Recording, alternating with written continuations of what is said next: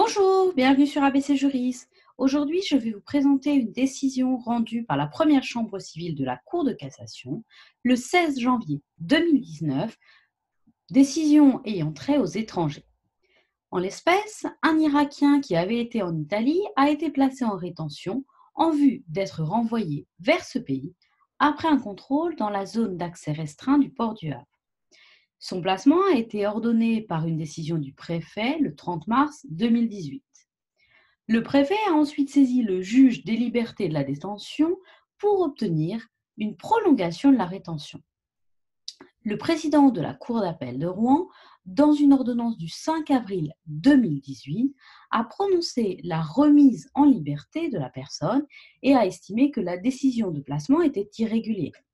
Le procureur général auprès de la Cour d'appel de Rouen a formé un pourvoi en cassation.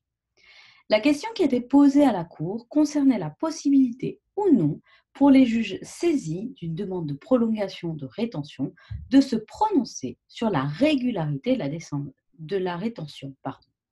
Selon l'ordonnance rendue par le président de la Cour d'appel, la décision de placement de l'intéressé était irrégulière car il n'était pas possible de prendre en compte la vulnérabilité de la personne concernée, tel que cela a été prévu à l'article 1551-1 du CESEDA.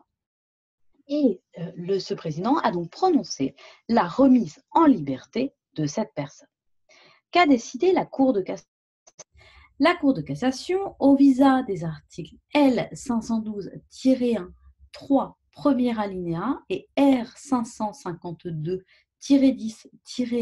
du Code de l'entrée et de séjour des étrangers et du droit d'asile, énonce, je cite, que l'étranger qui entend contester la régularité de la décision le plaçant en rétention administrative doit saisir le juge des libertés et de la détention par requête adressée par tout moyen avant l'expiration d'un délai de 48 heures à compter de la notification de cette décision.